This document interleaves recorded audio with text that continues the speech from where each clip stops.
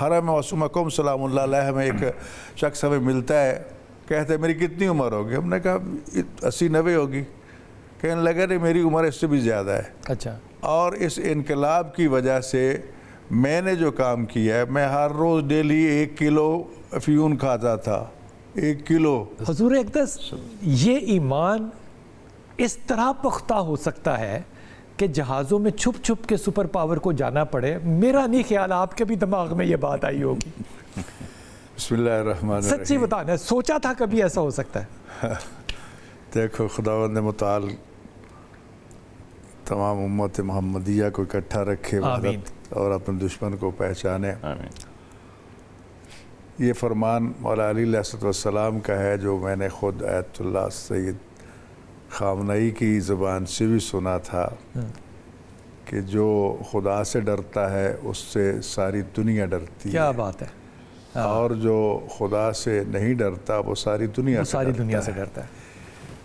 اور جہاں تک علماء کی تربیت کا معاملہ ہے، ہم حوزہ علمیہ قم میں پڑھتے تھے تو راہ جاتے نوجوان لڑکیاں مولانا صاحبان کو روک کے، صاحب امامہ کو روک کے اپنے طہارت کے مسائل پوچھتی، سڑک پہ، فٹ پاتھ پہ جہاں چاہیں۔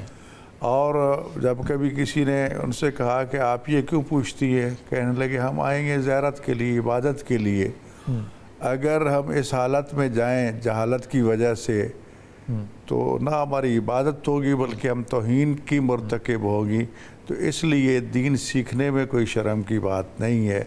اور یہ ماحول پیدا کرنا کہ سوال ایک نوجوان بچی کر رہی ہے، یہ بھی ہمیں سیکھنا ہے، یہ بھی سیکھنا ہے، اور پھر جس عزت و تکریم سے ان کو موٹیویٹ کرنا ہے اور سمجھانا ہے کہ وہ پیغام گھر تک پہنچے۔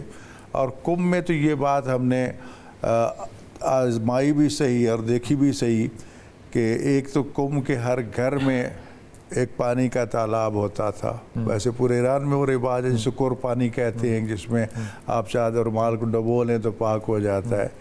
تو کسی بچی کو بھی کہو نا کہ بیٹے یہ چیز اٹھا دو تو وہ پہلے اٹھائے گی، جا کے تالاب میں ڈبو کے اس کو پاک کر کے لا کے دے گی۔ یہ تربیت ہے علماء کی اس روش کی وجہ سے، اور علماء کی امپاورمنٹ ہے۔ پاورمنٹ اسی سے آئی نا جی۔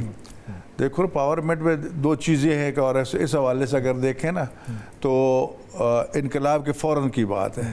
حرم وسمکم سلام اللہ علیہ میں ایک شخص ہمیں ملتا ہے، کہتے ہیں میری کتنی عمر ہوگی؟ ہم نے کہا 80-90 ہوگی۔ کہنے لگا نہیں میری عمر اس سے بھی زیادہ ہے۔ اچھا۔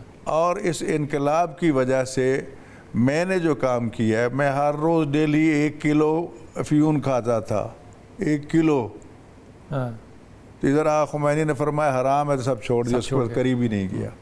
تو یہ جو ذہنی تبدیلی آئی ہے، فکری تبدیلی آئی ہے، پھر مسلسل جہاد اور جنگ میں چھوٹے بچے کیا، عورتیں کیا، مرد کیا، سارے کے سارے جہاد کو ایک فریضہ سمجھتے ہوئے ٹریننگ لیتے۔ پھر ایک فتویٰ آ گیا کہ ہم نے ایٹم بم نہیں بنانا تو نہیں بنانا، ختم ہوگی بات جی۔ لیکن باقی اسلحے کے حوالے سے قرآن کی آیات سامنے موجود ہے، بڑی ڈیولپمنٹ۔ اور آج آپ دیکھ رہے ہیں کہ وہی عراق اور ایران جس کو اسی امریکہ نے لڑایا تھا آپس میں، آج کس طرح شانہ بشانہ کھڑے ہیں۔ اور پھر میں یہاں یہ بات بھی عرض کرنا چاہتا ہوں کہ امریکہ اور اسرائیل کا ایران پر حملہ اور یہ جنگ جو ہے جس عروج تک پہنچ چکی تھی، اس آگ میں کودنا کسی عام بندے کی جرت نہیں تھی۔ یہاں میں سمجھتا ہوں کہ سب سے زیادہ کریڈٹ جاتا ہے وہ پاکستان کی آرمی کو، پاکستان کی حکومت کو، کہ اتنے مشکل ترین حالات میں اتنا جرت مندانہ فیصلہ کرنا اور اس آگ میں کودنا اور کھڑا ہو کے اس کا مقابلہ کرنا، دنیا کی اگینسٹ کھڑے ہو کے، پوری دنیا کے مخالفت میں کھڑے ہو کے یہ چیز منوانا، اور یہاں تک حالات کو لے آنا کہ دنیا کا سب سے بڑا چیمپئن جو ہے وہ ایک جہاز سے دوسرے جہاز میں چھپتا ہوا نظر آ رہا ہے، اور بار بار کہہ رہا ہے میں ڈرانے کی بڑی کوشش کر رہا ہوں، یار یہ ڈرتے نہیں ہیں، یہ ڈرتے نہیں، الٹا اس کا مذاق اڑایا جاتا ہے